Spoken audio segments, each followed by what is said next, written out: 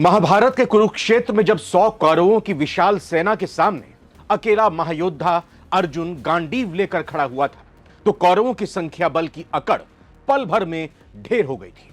आज जब मक्का में पाकिस्तान, तुर्की और सऊदी अरब ने एक साथ आकर त्रिपक्षीय रक्षा समझौते पर दस्तखत किए तो सोशल मीडिया पर इसे इस्लामिक नेटो बताकर भारत के खिलाफ बहुत बड़े खतरे के रूप में पेश किया जा रहा है। लेकिन सैन्य रणनीति और युद्ध कौशल की गहरी कसौटी पर अगर इस तिकड़ी को कसा जाए तो हकीकत यही निकलती है कि भारत की विशाल महासैन्य शक्ति के आगे यह गठबंधन बिल्कुल वैसा ही नजर आता है जैसे 100 कौरवों की बिखरी हुई ताकत के सामने अकेला महायोद्धा अर्जुन। इस वीडियो में हम हवाई दावों से अलग हटकर आंकड़ों, हथियारों और युद्ध नीति के आधार पर इस पूरे समीकरण को डिकोड करेंगे। हम जानेंगे कि इस तथाकथित मुस्लिम नेटो में सबसे ज्यादा ताकतवर कौन सा देश है, किसके पास कितना बारूद है, और जब भारत की इंडिजीनियस स्वदेशी मिलिट्री पावर, न्यूक्लियर ट्राइड और इंडस्ट्रियल बेस के सामने ये तीनों देश एक साथ खड़े होते हैं, आमना सामना करते हैं, तो जीत किसकी तय है। बिना स्किप किए इस रिपोर्ट को पूरा देखिए क्योंकि आज आपके सारे भ्रम दूर होने वाले हैं।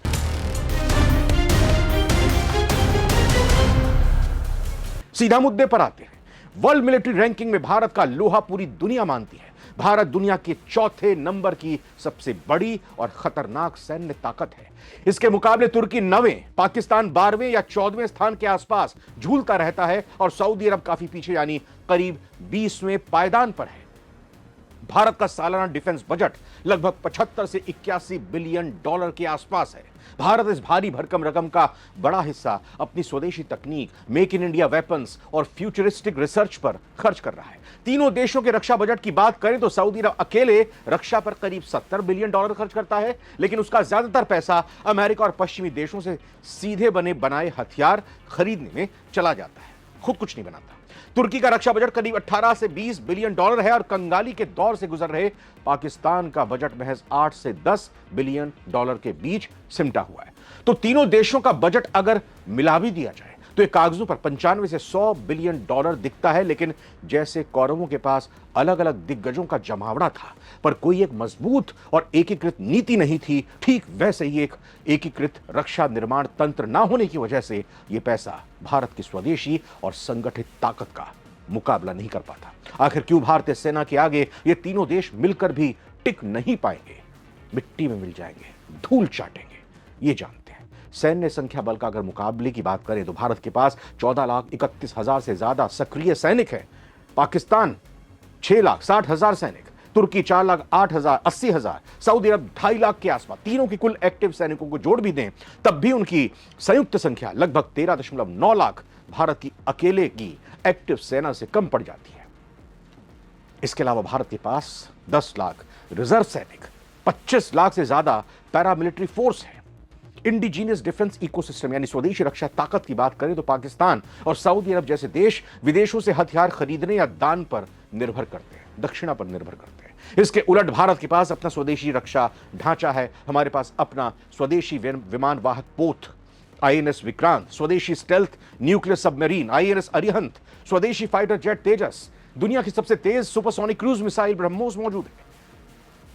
भारत न्यूक्लियर संपन्न तो है ही, न्यूक्लियर ट्राइड पर भी भारत की पकड़ मजबूत है। क्या होता है, भारत दुनिया के उन गिने चुने देशों में शामिल है जिसके पास जमीन से अग्नि 5 के जरिए, हवा से राफेल S-230 MKI के जरिए और पानी से अरिहंत क्लास सबमरीन्स, तीनों जगहों से हवा, पानी, जमीन परमाणु हमला करने में भारत सक्षम है। न्यूक्लियर ट्राइड भारत के पास मौजूद है, यही भारत की एक बड़ी ताकत है।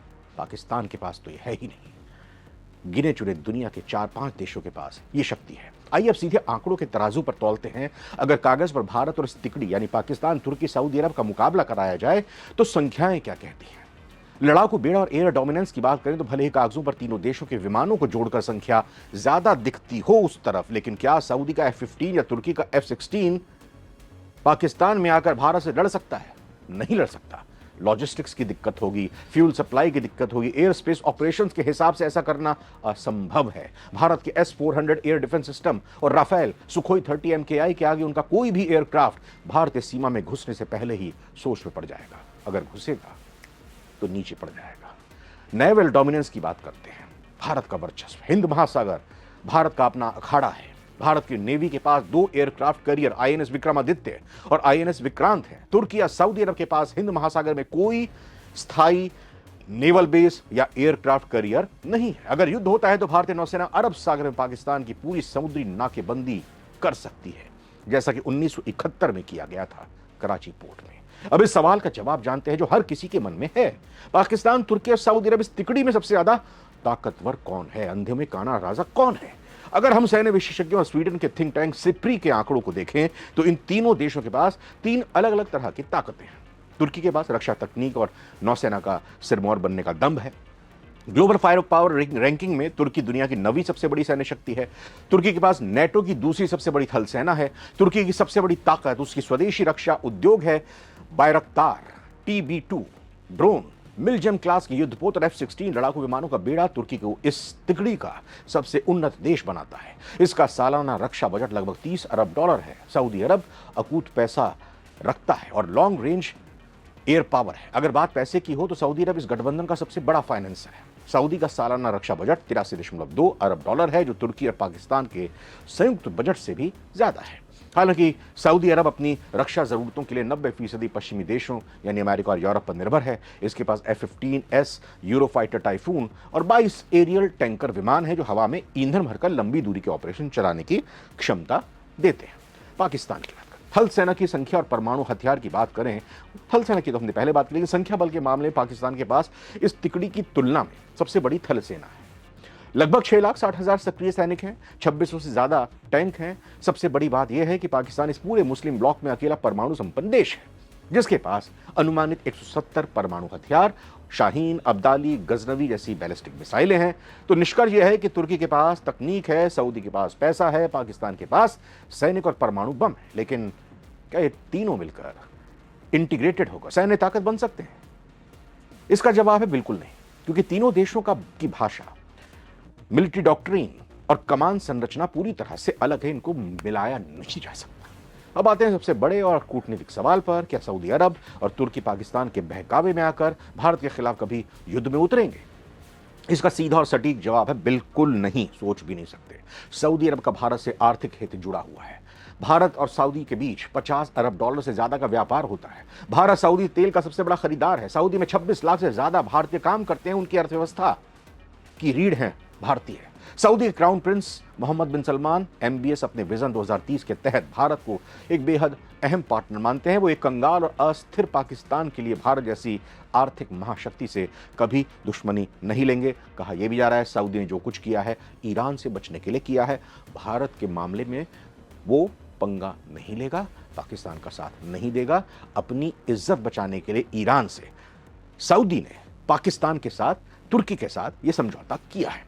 तुर्की की भौगोलिक सीमाओं की बात करें और नेटो के दबाव की बात करते हैं। तुर्की नेटो का सदस्य है। नेटो के नियमों के मुताबिक तुर्की किसी भी गैर नेटो देश जैसे पाकिस्तान के लिए किसी तीसरे देश जैसे भारत पर हमला करने नहीं जा सकता। बात खत्म है। जब पूरा ये क्लॉज ही यहां पर साफ हो जाता है तो फिर यानी नेटो का सदस्य है यूरोपीय देशों के साथ मिलकर। अब पाकिस्तान की भी जिक्र करते हैं। कंगाल है पाकिस्तान। पाकिस्तान का अपना रक्षा बजट केवल 9 से 10 अरब डॉलर का है। बिना स्वदेशी मदद के पाकिस्तान की सेना 15 दिन से ज्यादा युद्ध झेलने में सक्षम नहीं है। तेल बारूद उसके पास है नहीं। मक्का में हुआ यह समझौता पाकिस्तान की आत्मसंतुष्टि का एक कागजी दस्तावेज जरूर हो सकता है। ईरान ने भी कह दिया कागज का टुकड़ा है, लेकिन जमीनी हकीकत यही है कि भारत की सैन्य ताकत, औद्योगिक क्षमता और रणनीतिक स्थिति के आगे यह गठबंधन कुछ भी नहीं है। जैसे महाभारत में कौरवों की विशाल संख्या के बावजूद विजय पांडवों और अर्जुन के सत्य और सामर्थ्य की हुई थी, ठीक वैसे ही भारतीय सेना की प्रचंड महाशक्ति के सामने कोई भी गुट भारत की अखंडता को चुनौती नहीं दे सकता। आपको क्या लगता है, क्या भारत को इस कथित मुस्लिम नेटो से चिंतित होने की जरा भी जरूरत है, या भारत का बढ़ता कद ही इसका सबसे बड़ा जवाब है? अपनी राय कमेंट बॉक्स में नीचे जरूर लिखें। नमस्कार।